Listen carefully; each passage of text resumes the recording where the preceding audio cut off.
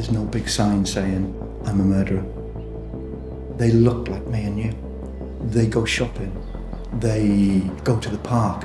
Sometimes they have kids. They have wives, they have partners, they have neighbours.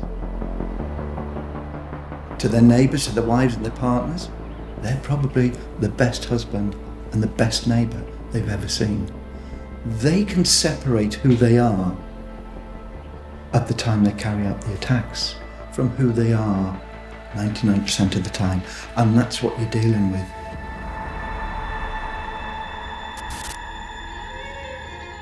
On this railway footpath at Horsley in Surrey, a piece of nylon cord set in motion the last movements of a 15-year-old schoolgirl. You know, how could she one day be there on the playing field with us and then the next minute have been brutally murdered? Single females, late at night, stripped, an item of their clothing is forced into their mouth as a gag. Nobody knows for certain, but this is very probably the last place where Alison Day was seen alive. Whoever has done this, there's a degree of pre-planning, of calculation. This guy's not going to stop now, is he? Because people like this don't stop. Detectives were certain she was the third woman to die at the hands of a sex attacker stalking the railways. Until they were caught, more people were going to die. All of our investigation had moved in what was probably the biggest coordinated investigation since the Ripper. Forensic scientists found traces of his blood on one of his victims. John Duffy. He was found guilty of the murder of Alison Day, he was found guilty of the murder of Martia Tamboza, but he was found not guilty on the murder of Anne Locke. There was always something in the back of my head, and many detectives, that John Duffy didn't act alone. Police knew that they were looking for another man. He was still out there. The killer has written us a letter.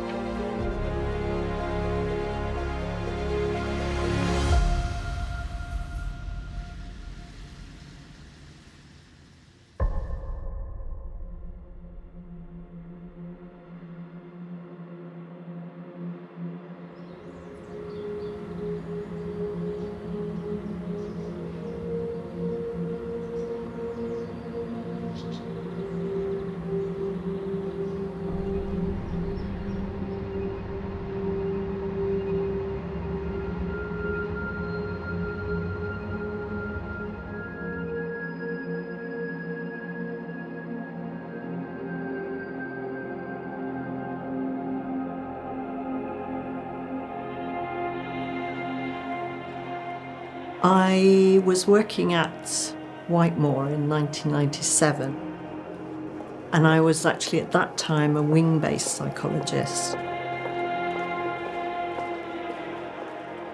A prison officer just popped into my office and said, I've got somebody who's experiencing nightmares and wants to see you.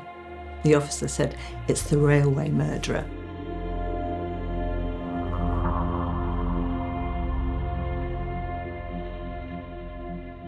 In that first interview, he so clearly did want to talk. One of the things he expressed that day was that he was very afraid of talking. He was so overwhelmed by the offences he'd committed. When Duffy is talking to Jenny Cutler, he starts off by saying, I've done some terrible things and I want to clear it off my chest. He then starts going into details of the various offences he has committed.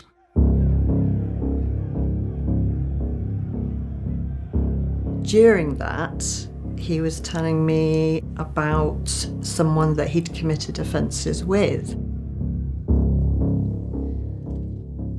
This is a record. It contains my contemporaneous notes from my interviews with John Duffy at H&P Whitemoor. It was very much teamwork. Everything they ever did was teamwork, even from school days.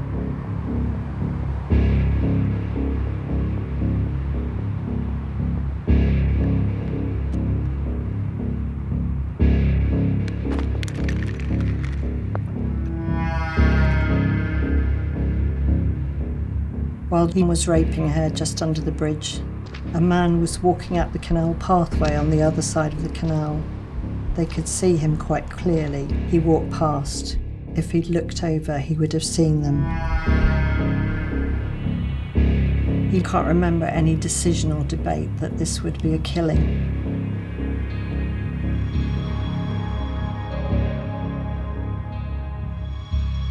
I knew that John Duffy was speaking to Jenny Cutler. I was excited in some way to think that we might find out what Duffy had done. I wasn't sure what John Duffy's motivation would be about talking to a woman about the sexual crimes he'd committed. I must admit, my cynicism told me, to a certain extent, that John Duffy would take some satisfaction out of doing that he could see the horror in someone's face as he told them about his crimes. We'd been talking for quite a while, and I said, "Oh, which prison is your code E in?" Which is a sort of prison term for a co-defendant, and you wouldn't expect someone's co-defendant to be in the same prison. And he said, "Well, he's not in prison. He's never been arrested."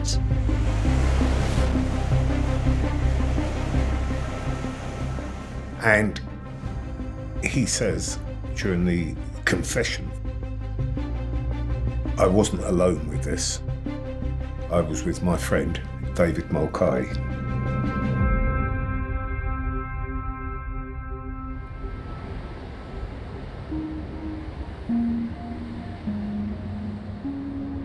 They'd been friends since they were 11 years old, and they both started school together.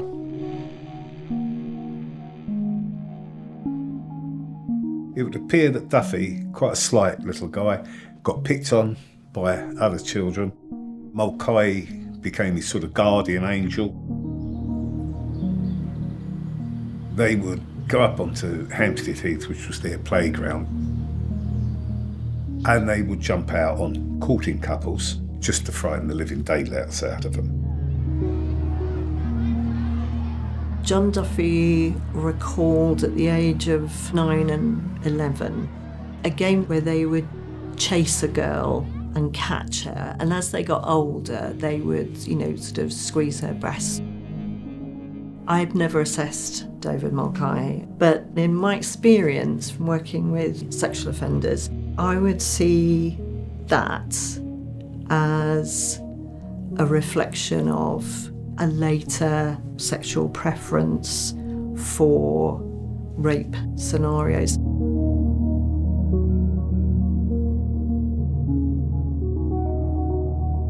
I always knew there was a person called David Mulcahy who'd never been convicted of the crimes that John Duffy had been convicted of. Although there was strong suspicions from the original team that Mulcahy was Duffy's partner, there was never any evidence to convict him. In fact, he was never charged.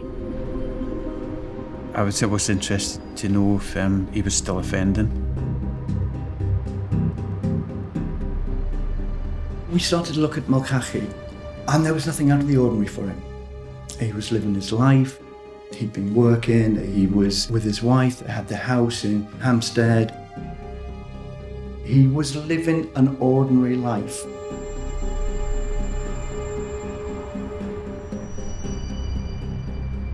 We carried out surveillance on him. Nothing to suspect that anything was untoward, and he was just a normal member of society. So, run alongside that, Duffy was still undergoing initially his psychological debriefing with Jenny. So we had Duffy's accounts. That was really useful. I was sending that information on to the police. In those days, you faxed everything. So I was faxing sheets of handwritten notes to the police. John perfectly understood that the work wasn't confidential.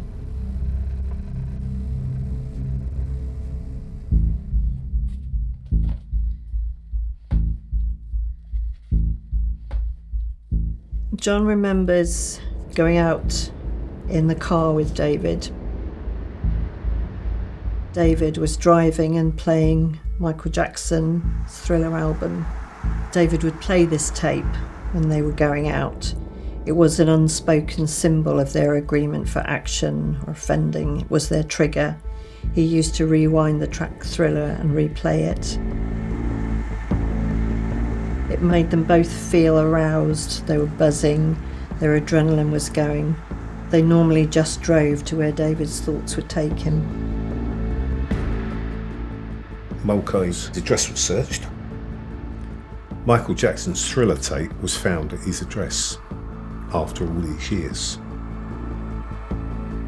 Duffy was saying that one of the cars that they used to go round in was Duffy's Alpha Sud. A photograph was found at his home address of an Alpha Sud as Duffy had explained it. Well, I know at that point there was a gasp from us, almost like yes.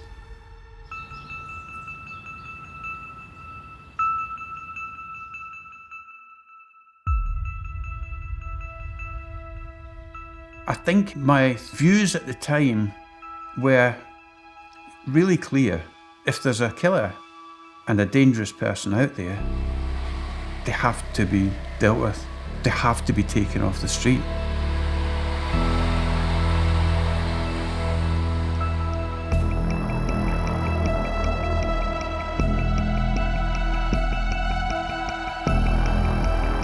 I was anxious. I was hearing the information coming back from Duffy. I'm saying, what's he saying? What's he saying? Everything was anxiety driven, really, because the stakes were so high. David Mulcahy is and was a killer, and he was free. So all I could see was a long road ahead. It was a really difficult, complex case right from the word go. The way we investigated rapes in the 80s wasn't the way that they would be investigated in the 90s, and investigations in the 90s are probably not how we investigate now. In the 90s, DNA was just coming in. They are calling it a revolutionary new technique, DNA testing that can individually profile a suspect to 1 in 1,000 million. Let's assume there's been rigorous contact between individuals. If you can pinpoint that, for example, a strap or a belt being pulled, then you test that, recover material from that, and get DNA profiles from that. New DNA methods obviously set us off on a huge reinvestigation of the 80s offences. We researched the old inquiry, identified Mulcahy as being the probable second person involved with Duffy. So it was logical that we checked that out. We looked to see whether any exhibits still existed from the old inquiry, and there was a couple of items of underwear belonging to 2 of the victims, which we submitted to the laboratory for DNA. It was then decided, let's interview Mulcahy as a suspect. He wasn't told that Duffy was implicating him. He came along, refused to speak during interviews. He had to give a DNA sample, but it was reluctantly given. He was asked to supply a mouth swab, which he refused, but then pulls a great tuft of hair out of his head and uses words to the effect is, "Will that do?" And it was an act of bravado, as far as I could see, to pull this great tuft of hair out of his head.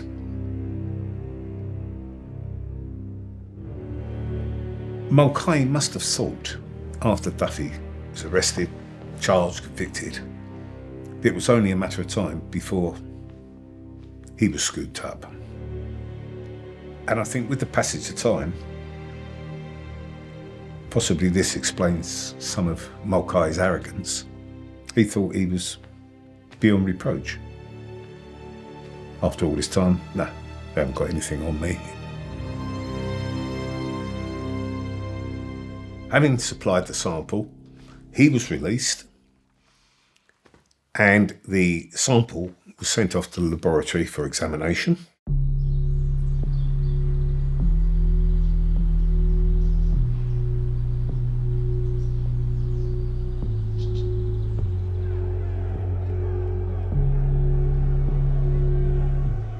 John did talk about David's verbal aggression to women.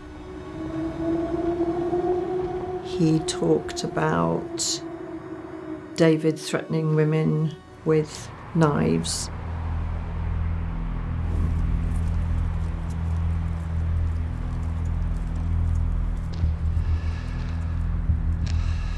David was saying, "Keep quiet, I told you not to talk."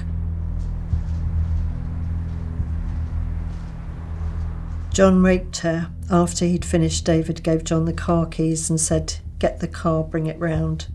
John started going and David said, "Take your time about it." David came towards him on the left.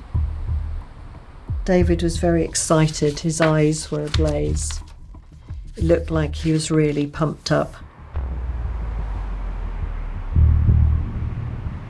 The more you look at it, I am wholly convinced that the ringleader was Mulcahy, a much stronger character, and Duffy was quite happy to go along with it for the excitement. During the reinvestigation, I had a phone call from one of the forensic scientists who was looking at the fence for us, and they said, "Hi Andy, I've got some news for you. Can you remember that guy Mulcahy?" Yeah. He said, "Well, Mulcahy's DNA matches one of the victims from the 1980s. That was on a Tuesday, Wednesday afternoon. Wasn't the phone call I was expecting. So now we had DNA evidence against Mulcahy, backed up by Duffy confiding his past misdemeanours, naming Mulcahy as his accomplice on the rapes and the murders.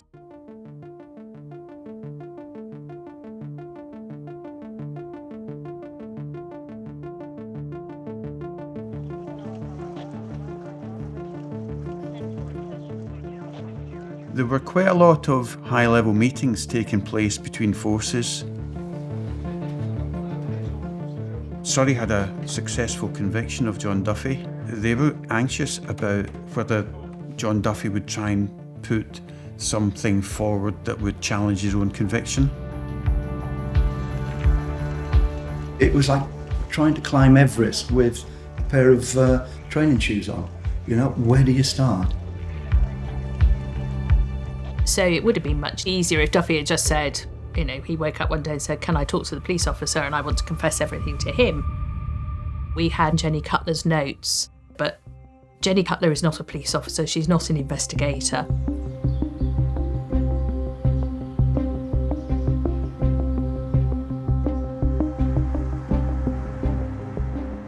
It's a very daunting place, HMP Whitemoor.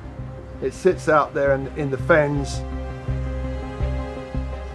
As you're driving out in this fen country, you see it in the distance, this bleak place. There's nothing for miles. And the next thing, you end up in this secure area. And I remember there being like a little panel in the door, like a porthole, and it was reinforced glass. And seeing this dude looking at us, and it was him. And I thought, oh, there he is. Here we go.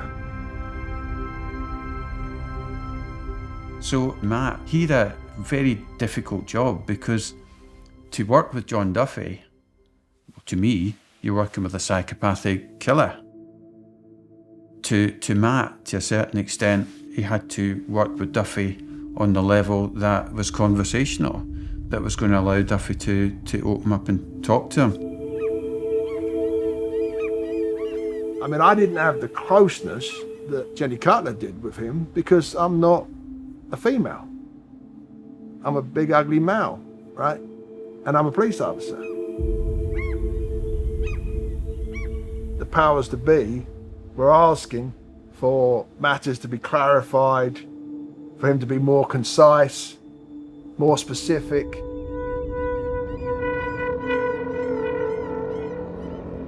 We all had roles, and he was my role. He responds well to having a buddy. I don't want to label myself as like, oh, I've become Mulcahy, but we had this somewhat of an understanding. It was him and I, you know, against the world.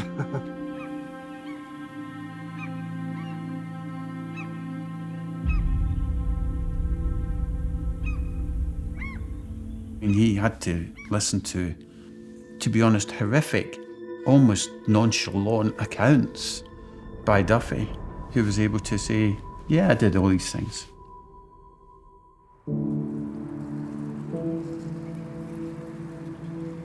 15-year-old Marty was savagely attacked as she cycled along this footpath yesterday afternoon. Her fully clothed body was found a mile from where the bike was dumped. It had been partially burned.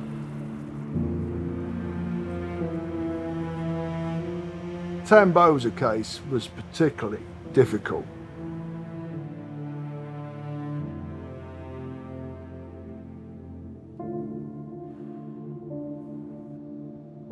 I remember these scene pictures and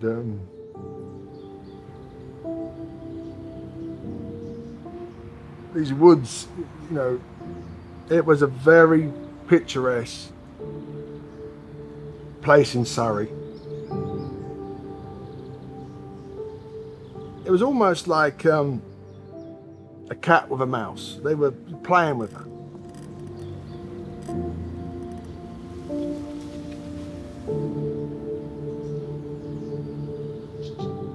The next thing that they're escorting her off into the wooded area.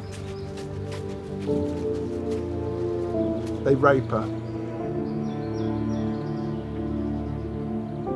And in the end, they batter her to death with a block or a rock, attempted to set her body on fire. And it was just like, you know, this is just vile. All the time, he's telling us this stuff. You know, I'm thinking, there's people like him out there. You just think, oh my God, you know. There were family members that had been victimised by the actions of these two. I wanted them to see justice.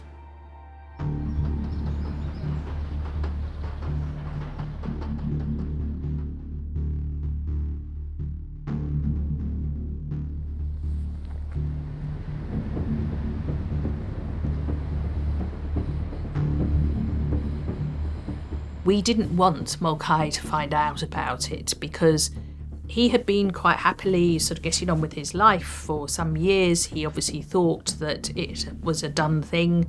Duffy had gone to prison, he'd escaped any scrutiny, he'd sort of been arrested, he'd been let go. Time was against us. So every day we woke up thinking, this might be in the press tomorrow if this in some way gets out, that this inquiry's going on.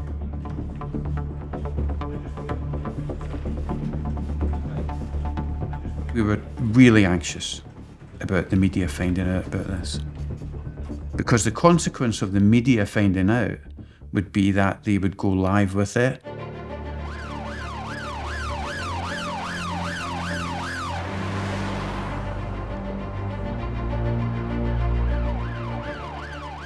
We go back and arrest Mulcahy. He was very cocky, extremely cocky. He was making no comment to every question that was put to him. And it's not like on the telly. It's a slog. It's long hours. There's an investigator. All you can do is follow where the investigation takes it. Do you know the Hampstead area? No comment. Do you know this road in Hampstead where an offence had happened? No comment. The longer the interviews went on, his arrogance came across. And I think in his own mind, he thought he was going to walk out of this. A nasty, nasty piece of work. I asked him if he knew what DNA was. Again, he said no comment. I then informed him that his DNA had been found on an exhibit from a rape that had occurred on Hampstead Heath in the early 80s. He started to gag and choke. He then threw up, which I managed to catch in the waste paper bin that was in the interview room. I just wish it had been on the tape, quite honestly. It would have been wonderful.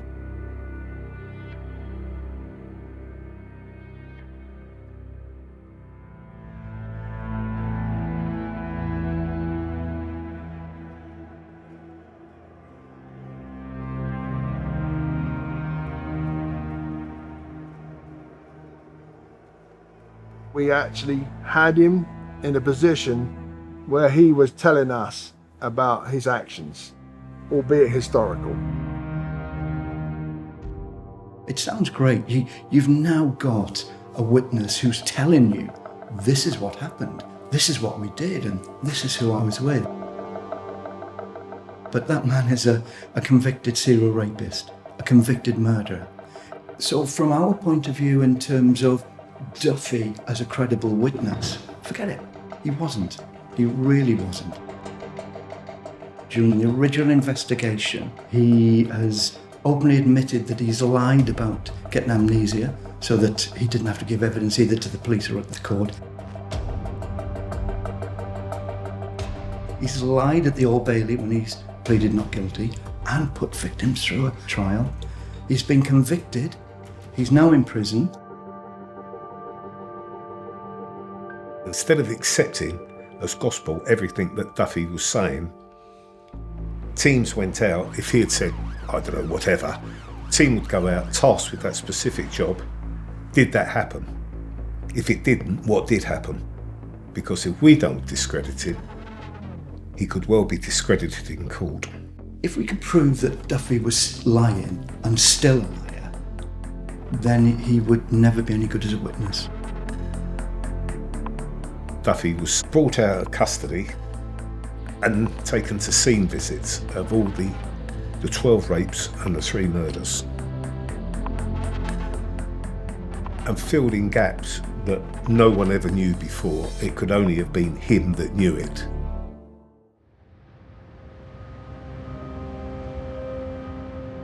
To be horribly specific, he could even tell you about the size of the wall they may have bent a victim over when they raped them.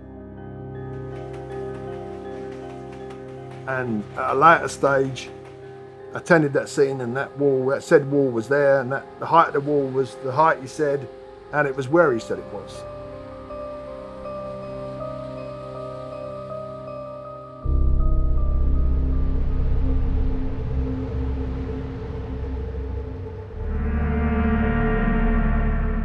There was one particular one involving 2 Danish au pairs.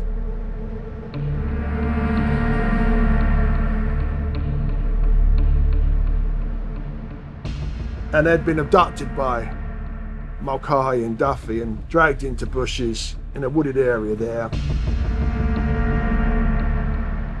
Duffy was saying, well, I went over there with one of them and Mulcahy went over there with the other one, etc. And there's no way on God's earth anyone could have prompted him with this information, intelligence or fact, unless you'd done it yourself.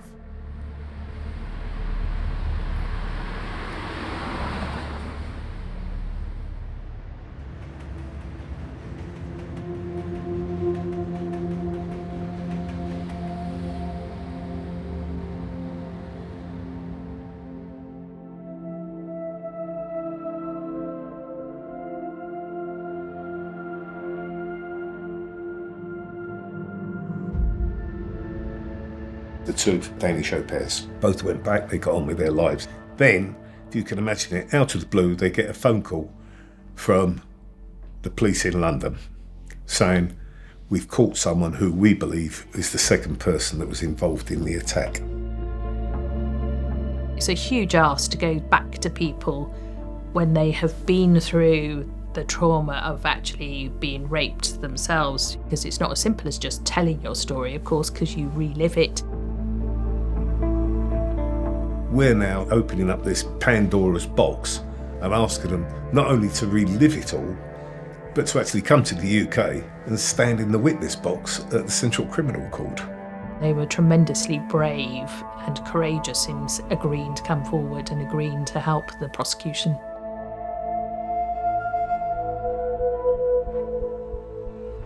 there was confidence that we could charge Mulcahy with 12 specific rapes and 3 murders. I was satisfied that we had done everything we feasibly could within the timescales we had given to us.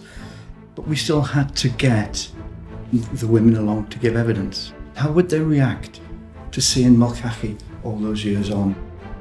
Whilst I was relieved we were on the right road all along with David Mulcahy, the journey ahead of us was momentous. It's massive.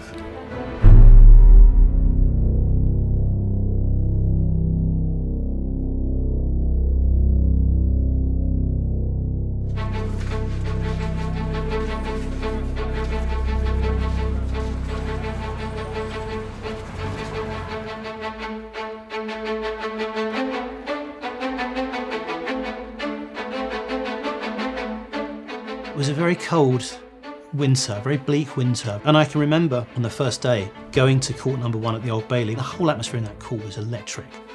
It just felt like a lot of people had waited years for this trial. The first day of trial is always quite important because there had been such a long run up to it, and at times it felt that we were never going to get to trial. It was the first time a Category A prisoner had given evidence against somebody in those circumstances to bring somebody else to justice. So the stakes were very, very high. And as I wandered round, my eyes gazed around, I saw this guy sitting there, scribbling. And I assumed he was a court reporter or something, so I just sort of looked away, and then it suddenly occurred to me, I thought, well, where's the defendant? And then suddenly the penny dropped that was David Mulcahy, that was him. And he just looked so unremarkable. I had to go to give evidence, and I think I was there for about 3 or 4 days. It's quite scary seeing them there. You think when people do these sorts of things that they're going to, have horns coming out of their heads or, but they don't. They're just ordinary looking people. You'd pass them on the street. Mulcahy was sitting scribbling on this pad for ages all the time, and then occasionally he'd do this thing. If a particularly damning piece of evidence was coming out in the cross-examination, he would pause and he would look up from his pad and sort of look very intently at what was happening. And then as soon as the person in the witness box gave the answer, he would bolt forward and start scribbling frantically like this. And the jury would sort of look as if to go, what was that? And it was obviously to give the impression of, well, that was completely wrong and I can prove it.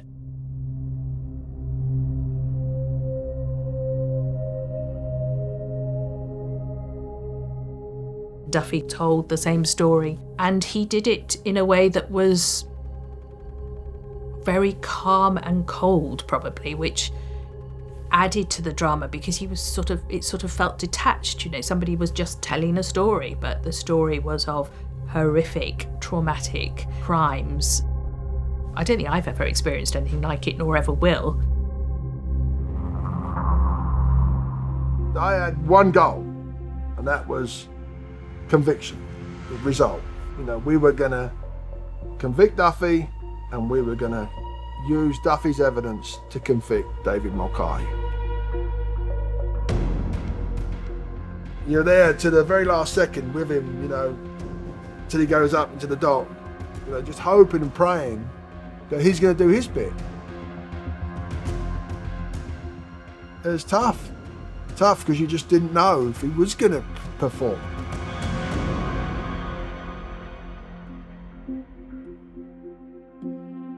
What was important was Duffy not just revealed the truth about Mulcahy, but he also admitted to other offences which he hadn't been prosecuted for.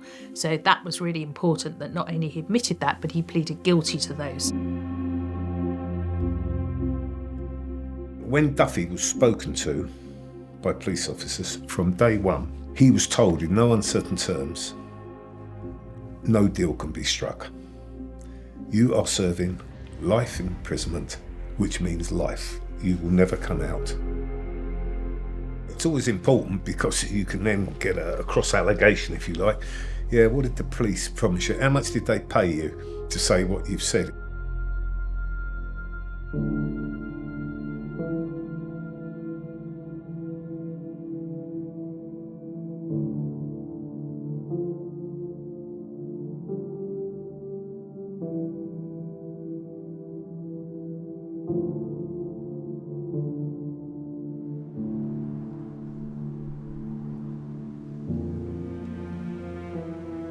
It was hard because I didn't know up until the second trial that she'd been raped by Duffy.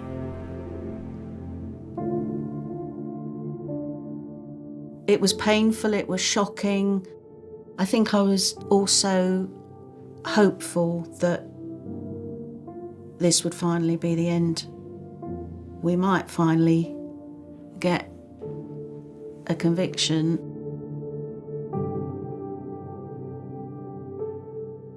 The rapes, many of which took place near Hampstead, had been terrible offences which had had a very grave effect on the victims, some of whom gave evidence. They've been remarkable. I mean, having to come back to court after all this time, 15 years.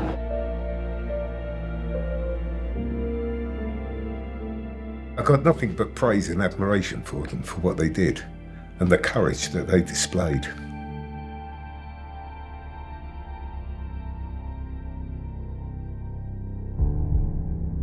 The trial turned out to be one of the longest murder trials, so well over 6 months. All told, it was quite a lengthy process. It is horribly anxious when the announcement comes that the jury have got a verdict and you're all going to court. It is a horrible moment because you just think, I don't know what they are going to come back with. When the verdicts came in, the atmosphere in that courtroom was extraordinary. I mean, it was so dramatic. Who knows what goes on in a jury room? And when they came back guilty on all counts, it summed up the whole thing. And everyone was very, very, well, pleased to say the least. As the judge delivered the sentence, Mulcahy gave no reaction, staring straight ahead. The judge told him these were sadistic killings, and of the two of you, I have no doubt it was you who derived gratification from the act of killing. And as he walked away, he looked across at two of the victims that were sitting in the public gallery and smirked at them. You know, it was just a last sort of desperate act of sort of intimidation, revenge, whatever. And then he was led away. In 1986, with the arrest of John Duffy, the police brought about the end of a series of the most horrific rapes and murders this country has ever seen.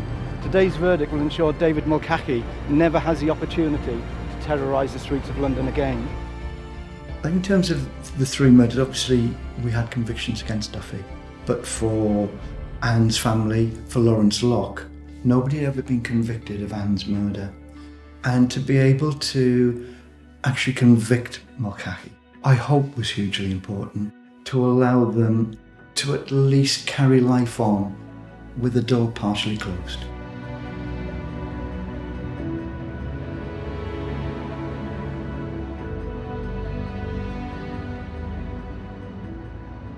When the trial judge did his summing up, he thanked me for my work. And the officer that had come with John from Whitemore said, all those little chats paid off. And I think I probably have that as my epitaph on my headstone. All those little chats paid off. Excitement doesn't come into it. You felt deflated in a way, I suppose. In as much as you think, we've done it. What do we do now? You know, what a way to go out. And that was it, my swan song.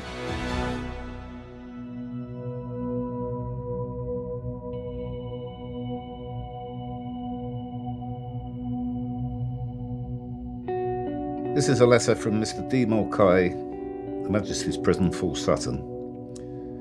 I continue to challenge my conviction for one simple fact. I did not commit these horrific crimes. It's a very simple thing to say, but a very hard one for people to believe me. The mainstay of the evidence against me is from a self-proclaimed liar. He was my friend, and I should have seen what he was, a monster. Yours truthfully, David Mulcahy.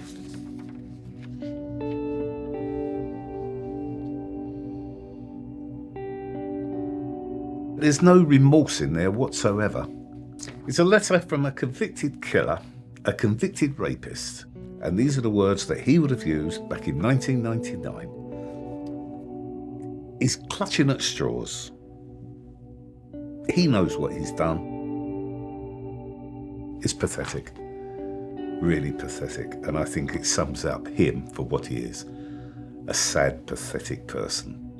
And where he is at the moment is where he should stay for the rest of his life.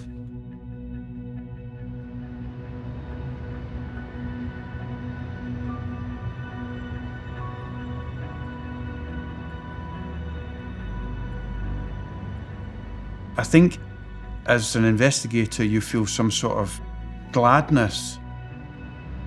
There's satisfaction of a job well done. It wasn't for glory.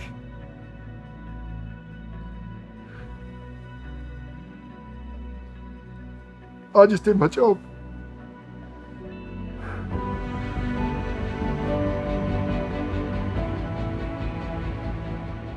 There was tremendous bravery shown by these victims. They put a lot of faith in us. That was something that I felt we needed to live up to. And I hope now that some peace is given to the people who've suffered so badly at the hands of these monsters.